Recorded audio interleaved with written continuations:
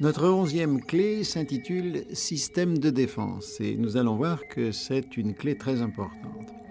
En effet, nous savons désormais, nous l'avons appris au cours des précédentes conversations, nous savons que les êtres vivants peuvent être définis comme des systèmes ouverts.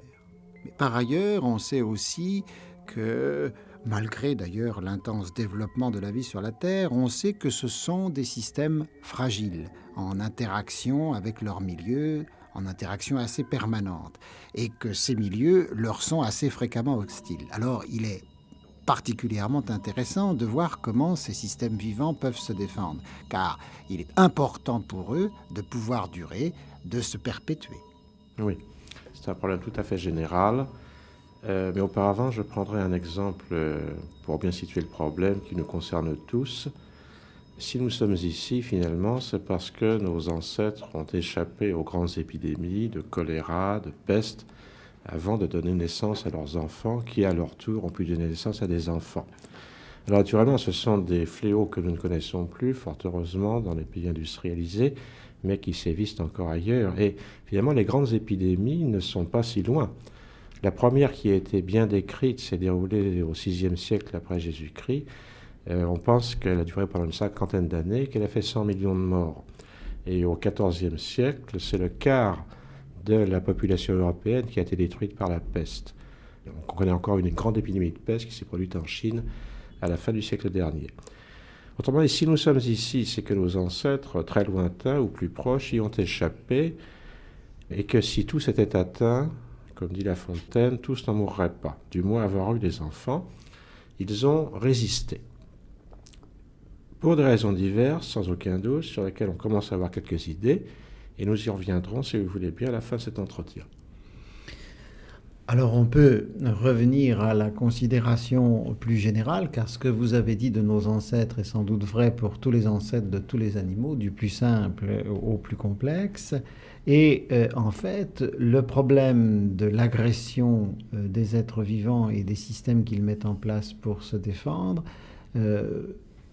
suppose des catégorisations, puisque la nature des agressions change avec l'environnement du climat par exemple, les différents produits qui peuvent être mis en circulation dans l'environnement en question, les animaux qui se combattent les uns les autres, qui se parasitent les uns les autres, etc. Je pense que peut-être il est bon, pour avoir une vue d'ensemble, de passer en revue, catégorie par catégorie, les différents dangers et les systèmes de défense employés.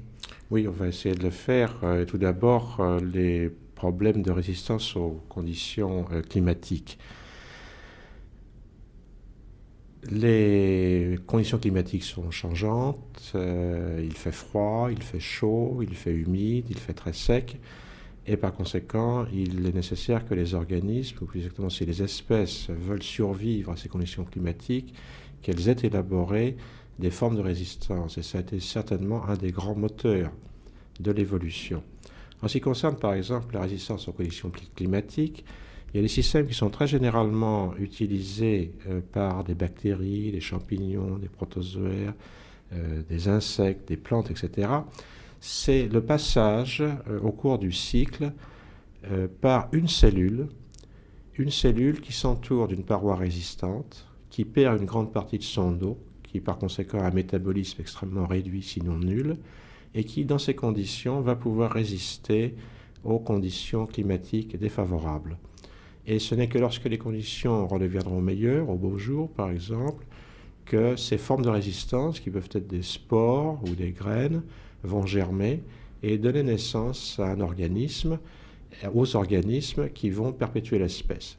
Autrement dit, ces formes de résistance conservent en elles-mêmes, sous la forme de leur DNA, le programme génétique de l'espèce, et elles pourront transmettre aux individus qui se développeront à partir d'elles-mêmes ces mêmes caractéristiques. Un deuxième type de résistance, c'est la résistance à des substances toxiques. Il ne suffit pas en effet de résister au froid, à la dessiccation, au manque de nourriture. Il faut aussi pouvoir résister aux substances toxiques qui proviennent de la transformation du milieu ou qui peuvent être produites par d'autres organismes. Alors il y a plusieurs mécanismes qui sont en cause. On en a vu déjà certains, c'est par exemple l'existence de mutants de résistance qui sont préexistants dans une population et qui sont sélectionnés lorsque la population se trouve en présence d'une substance toxique. On a vu l'exemple de la streptomycine, on aurait pu dire la même chose pour la pénicilline. Il y a d'autres formes de résistance qui sont bien connues. Je vais vous citer un exemple. Le paludisme est actuellement la maladie la plus répandue dans le monde et toutes les 30 secondes, il y a un homme qui meurt du paludisme. C'est provoqué par un protozoaire parasite, le plasmodium, qui est transmis par un moustique. Alors naturellement, l'une des façons de lutter contre cette maladie, ça a été d'essayer de détruire les moustiques. On a utilisé en grande quantité une substance bien connue qui est le DDT. Alors, le DDT non seulement est très efficace sur ce genre de moustiques, il est aussi efficace sur d'autres insectes et d'autres, il peut être toxique pour d'autres animaux, c'est un de ses inconvénients. Toujours est-il que le problème principal n'est pas là. Le problème principal, c'est que ce faisant, on a sélectionné dans les populations de moustiques des mutants préexistants qui étaient résistants au DDT parce qu'ils le détoxifient, ils dégradent la molécule. Et on a les mêmes problèmes actuellement en ce qui concerne les médicaments qui sont utilisés pour lutter contre le paludisme. Là aussi, on trouve des protozoaires qui commencent à devenir résistants aux drogues en question. Alors, ces systèmes de détoxification auxquels je viens de faire allusion opèrent aussi chez les multicellulaires et on peut en trouver beaucoup d'exemples. Ces substances, donc, lorsqu'elles parviennent, par exemple, dans certaines cellules du foie, sont transformées, détoxifiées et sont éliminées ou sont utilisées à d'autres fins. C'est un système qui est efficace, mais qui peut avoir des effets secondaires tout à fait inattendus et qui ne sont pas toujours agréables. Il se trouve en effet que certaines substances qui se trouvent dans l'alimentation, par exemple, humaine, lorsqu'elles sont ainsi détoxifiées, entre guillemets, deviennent des substances cancérigènes. C'est-à-dire qu'on parle de substances qui par elles-mêmes n'ont pas d'effet, mais qui, grâce, si on peut dire, à ce système de transformation, de dégradation, aboutissent à des produits secondaires qui se fixent au DNA et, selon des mécanismes qui ne sont pas encore bien connus, mais probablement en rapport avec ces oncogènes, c'est-à-dire ces séquences géniques que l'on trouve chez tous les individus et qui, lorsqu'elles sont mutées, sont à l'origine de cancer, provoquent des cancers. Alors, est-ce qu'on peut voir là ou non, selon qu'un individu a la capacité de détoxifier plus ou moins bien ces substances en question, l'origine de la sensibilité ou de la résistance à certains types de cancers? C'est une question qui se pose, c'est une question intéressante mais pour laquelle on n'a pas encore de réponse. Le troisième et dernier type d'agression auquel je voudrais faire allusion concerne les parasites. Alors les parasites peuvent être très divers, ça peut être des virus, des bactéries, des champignons, des protozoaires, des invertébrés, de même que les hôtes peuvent être très divers, qui peuvent être des bactéries, des plantes, des animaux et l'homme. Si vous vous promenez dans la campagne au printemps ou en été, si vous voyez un arbre mort, il y a toutes les chances pour que ce soit un orme. C'est une épidémie qui vient du Canada et les ormes régulièrement meurent sans qu'on puisse les guérir de quoi que ce soit, l'agent pathogène étant un champignon parasite. Tant que ce champignon n'aura pas rencontré une variété d'ormes qui lui soit résistante et qui par conséquent pourra transmettre cette résistance à ses descendants, les ormes mourront. On peut espérer que certaines variétés seront résistantes. Vous avez d'autres exemples en ce qui concerne par exemple les parasites des plantes. C'est celui du mildiou de la pomme de terre, du mildiou de la vigne. Et là, il s'établit un jeu subtil entre gènes de virulence du parasite, qui est là aussi un champignon, et gènes de résistance de l'hôte. En l'absence du parasite, ces gènes de résistance sont perdus. Autrement dit, le parasite exerce une pression de sélection sur les plantes résistantes. C'est grâce à lui, finalement, qu'on peut encore avoir des plantes résistantes. Alors, c'est donc un jeu subtil d'échange d'informations entre parasites et hôtes. dont actuellement les généticiens, les agriculteurs font un grand usage pour avoir des pommes de terre qui soient saines et qui donnent de bonnes récoltes. Là, on est en train de dresser un panorama de toutes les générales, de toutes les agressions et des moyens, des systèmes de défense mis en place par les êtres vivants pour pouvoir réussir à survivre. Et on a surtout vu là un certain nombre d'êtres relativement simples. Certes, il y a déjà des organismes compliqués comme l'orme qui a du mal à se défendre. Mais si on pense à des animaux plus évolués, et notamment les vertébrés et l'homme, il y a en particulier un système qu'on appelle l'immunologie, qui, me semble-t-il, entre d'une façon particulière dans ce cadre général que vous êtes en train de brosser. C'est vrai, chez les vertébrés et plus particulièrement chez les mammifères, c'est manifestement le système immunitaire qui joue un rôle essentiel dans la défense de l'organisme. Contre les infections, qu'il s'agisse d'infections à virus, d'infections à bactéries, d'infections à protozoaires, etc. Et ceci, naturellement, quand les barrières naturelles de protection que constituent la peau, les poils, les sites vibratiles de la trachée et des poumons ont été surmontées. Alors, je crois qu'il faut donner quelques définitions. À l'injection de toute substance de haut poids moléculaire qui lui est étrangère, l'organisme répond par la production de molécules que l'on appelle des anticorps. La substance injectée a joué le rôle d'antigène. Qu'est-ce que c'est que des anticorps? Les anticorps sont de grosses molécules de protéines, des immunoglobulines, qui sont formées de plusieurs chaînes et qui ont la possibilité de reconnaître et de former des complexes avec les molécules d'antigène. Ce faisant, elles les inactivent et permettent de les éliminer. Ce système a deux caractères essentiels. Tout d'abord, un caractère de spécificité extrêmement étroite. Un anticorps peut reconnaître si un groupe de deux atomes se trouve ou non de part et d'autre d'une molécule. Le deuxième caractère essentiel, c'est la diversité absolument extraordinaire de ce système. L'organisme répond à l'injection de n'importe quoi en formant pratiquement des anticorps contre ce n'importe quoi, à toute substance finalement qu'aucun de ses ancêtres ni lui-même n'a jamais rencontré. On a le cas, par exemple, pour des substances de synthèse tout à fait nouvelles qui, lorsqu'elles sont utilisées comme antigènes, induisent l'organisme à former des anticorps. Alors, il y a une base commune à cette spécificité et à cette diversité. Cette base commune, on la trouve dans la structure des molécules. La composition en acides aminés d'une partie des chaînes protéiques qui forment ces immunoglobulines est pratiquement constante. En revanche, l'autre partie présente des variations importantes d'une molécule d'anticorps à l'autre, et c'est cette partie qui reconnaît l'antigène. Elle le reconnaît du fait des différences de conformation, de structure tridimensionnelle qui sont imposées par l'agencement de ces acides aminés variables.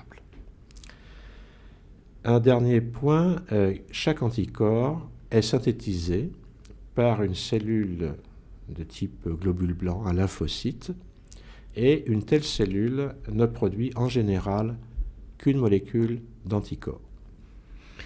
Alors, on comprend assez bien le principe d'une certaine forme qui, venant s'appliquer à une autre, neutralise en quelque sorte la forme. Ce qui laisse plus rêveur, c'est la capacité de répondre à cette fantastique diversité. Alors, est-ce qu'on a une idée des mécanismes qui peuvent présider à cette richesse dans la diversité des anticorps? Oui, et ce qu'on sait, je dois le dire, on ne le sait que depuis peu de temps, et si vous m'aviez posé la question il y a seulement 3-4 ans, je n'aurais pas pu y répondre probablement. On le sait finalement grâce aux méthodes du génie génétique. Le principe est relativement simple. Ça consiste à préparer une sonde de DNA à partir de RNA messager spécifiant la synthèse d'une immunoglobuline et à aller pêcher le gène dans les cellules, dans les différents types cellulaires. Alors, l'utilisation de cette sonde vis-à-vis des gènes correspondants de cellules embryonnaires a révélé que chez ces dernières, chez les cellules embryonnaires, les gènes n'avaient pas du tout le même type d'organisation que ceux qui commandent la synthèse d'anticorps dans les cellules qui les produisent. C'est un véritable ballet qui s'effectue au niveau de ces gènes au cours de la différenciation des cellules spécialisées. Il y a des pertes, des remaniements, des aboutages, etc. Et cet agencement, qui semble être le fruit du hasard, entièrement aléatoire, est finalement différent selon les lignées cellulaires. C'est là l'origine aléatoire de la diversité des anticorps, à laquelle se surajoutent encore des mutations qui viennent encore accroître cette diversité. C'est un système tout à fait particulier, donc, dans le développement. On a vu la dernière fois que le développement ne semble pas faire appel à l'aléatoire. Ici, l'aléatoire est, semble-t-il, roi. Alors, ce qu'il y a d'important, c'est que ces remaniements ont lieu, et ça aussi c'est un phénomène assez extraordinaire, ont lieu avant même que n'intervient un quelconque antigène. Autrement dit, tout le répertoire est prêt avant même que tout antigène ait été vu. C'est très impressionnant de penser qu'il y a comme ça potentiellement tout en magasin, si j'ose dire. Oui. Mais alors maintenant, le tout est de savoir ce qui se passe exactement quand l'antigène arrive, et un antigène non prévu, bien sûr. Bien sûr. Alors quand l'antigène arrive, il n'arrive pas tel quel.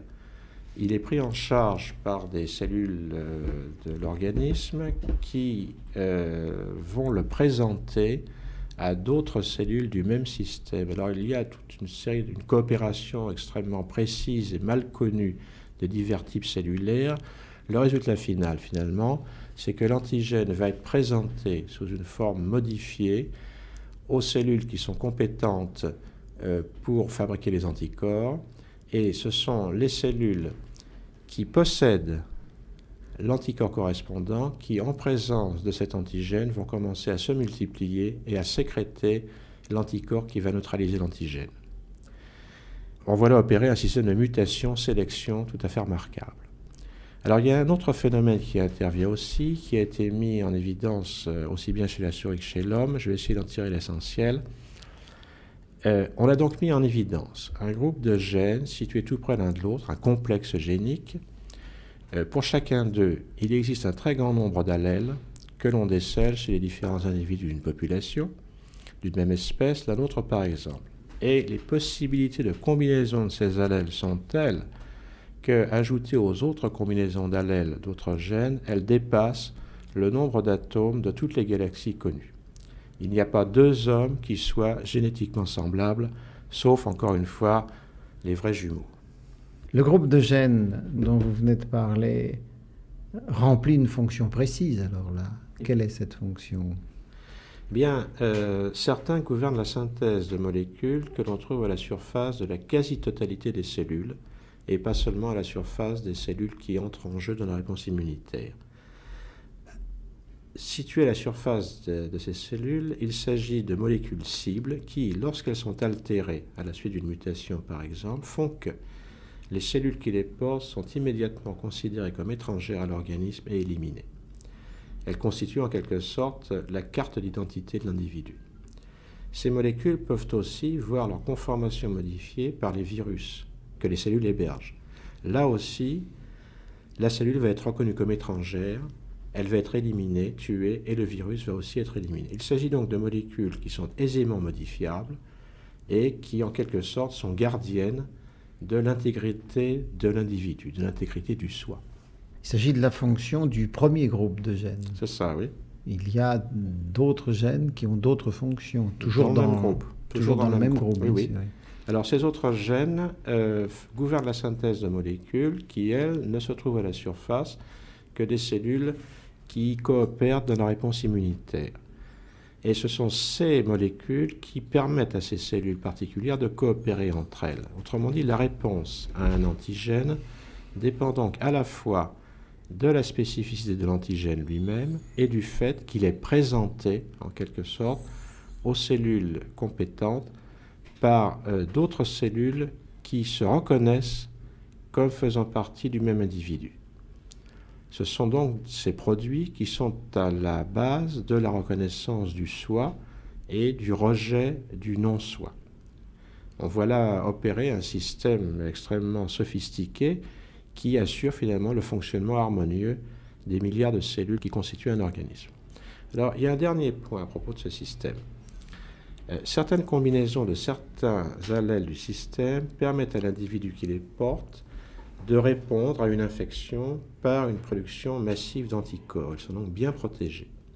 Mais ces mêmes combinaisons peuvent, de ce fait, être à l'origine de phénomènes d'auto-immunisation, c'est-à-dire que ce sont les cellules de l'organisme qui produisent des antigènes qui induisent à leur tour une réponse immunitaire. Et de ce fait, ce sont les cellules de l'organisme qui, elles, sont détruites.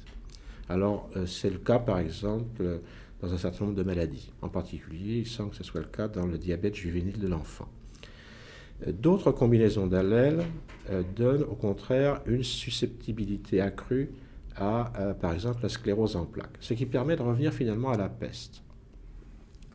Au cours des épidémies du passé, qui atteignaient plus facilement que maintenant des groupes humains isolés et par conséquent dont les relations de parenté étaient proches et donc par conséquent l'hétérogénéité génétique n'était pas suffisamment importante. Le répertoire de ces allèles était donc restreint. Et par conséquent, ça permet de comprendre que les agents infectieux ont provoqué la disparition d'un grand nombre d'individus. Ceux qui ont été épargnés, les plus rares, possédaient les bonnes combinaisons d'allèles, ce qui a permis la perpétuation de l'espèce. D'où l'intérêt fondamental de l'hétérogénéité génétique qui caractérise les populations humaines pour la conservation de l'espèce humaine.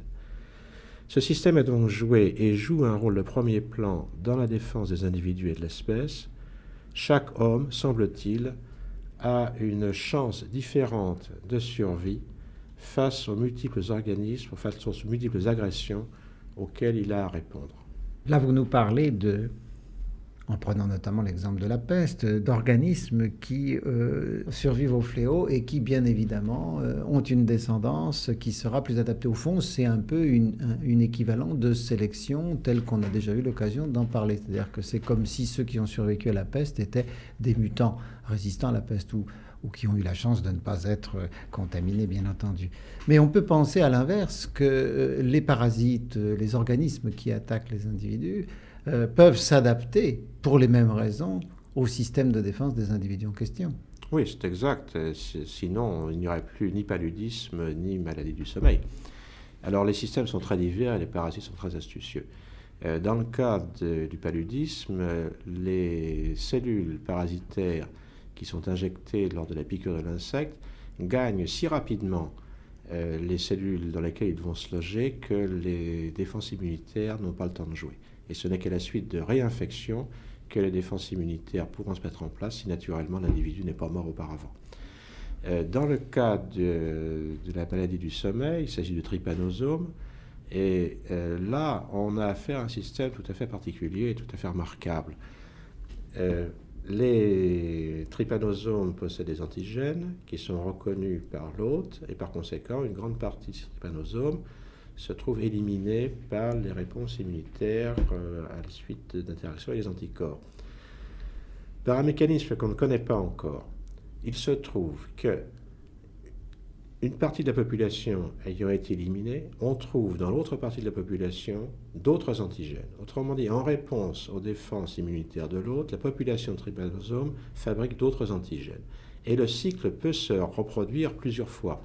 Il semble qu'il y ait, et je crois que ça a été bien montré maintenant, un répertoire d'antigènes qui peut varier très facilement. Et s'il peut varier très facilement, c'est qu'il est sous la dépendance de ce qu'on appelle des gènes sauteurs, c'est-à-dire de gènes qui peuvent, lorsque l'un d'eux a été exprimé, donnant un antigène qui a été reconnu, le parasite n'existe plus, un autre gène fait une copie de lui-même et cette copie va s'insérer en un site où il sera exprimé. On comprend par conséquent que aussi bien dans le cas du paludisme que dans le cas de la maladie du sommeil, il est extrêmement difficile de préparer des vaccins, puisqu'on ne sait pas contre quoi on les prépare.